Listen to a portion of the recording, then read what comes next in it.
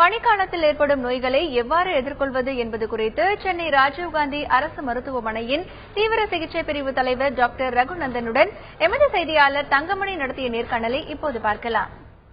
First நம்ம செய்ய வேண்டியது என்னன்னு பார்த்தீங்கன்னா கை கழுவுதல்.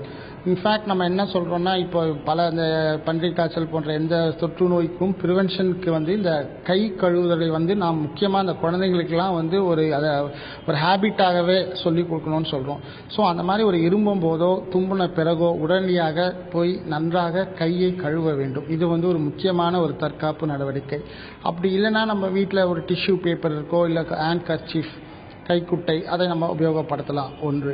அடுத்தது நீங்கள் பார்த்தீங்கன்னா நம்ம வெளியே போயிட்டு வரோம், ஒரு பஸ்ஸில் ட்ராவல் பண்ணுறோம், ட்ரெயினில் ட்ராவல் பண்ணுறோம், பல பொருட்களை நாம் தொடுறோம். ஸோ அந்த மாதிரி தொடும் பொழுதும் வீட்டுக்கு வந்த பிறகு கை கால்களை கழுவுவது மிக மிக அவசியம். மூன்றாவது பார்த்தீங்கன்னா சில ஹை ரிஸ்க் குரூப் இருப்பாங்க நம்ம வீட்டில். முக்கியமாக சொன்னோன்னா ஒரு கர்ப்பிணி தாய்மார்கள், முதியோர்கள், கை குழந்தைகள். ஸோ நம்ம அந்த மாதிரி வீட்டில் இப்போ ஒருத்தருக்கு காஃப் கோல்டு இருக்குன்னு வச்சுங்க, அவங்க தனிப்பட்ட ஒரு அறையில் படுத்துக்கொள்வதும் மற்றவர்களுடன் பழகுவதை தவிர்ப்பது. ஏன்னா நம்ம முக்கியமாக இந்த மாதிரி பன்றி காய்ச்சலுக்கெல்லாம் என்ன சொல்வோம்னா ஹை ரிஸ்க் குரூப், அவங்கள நம்ம தள்ளி இருப்பது மிக மிக அவசியம்.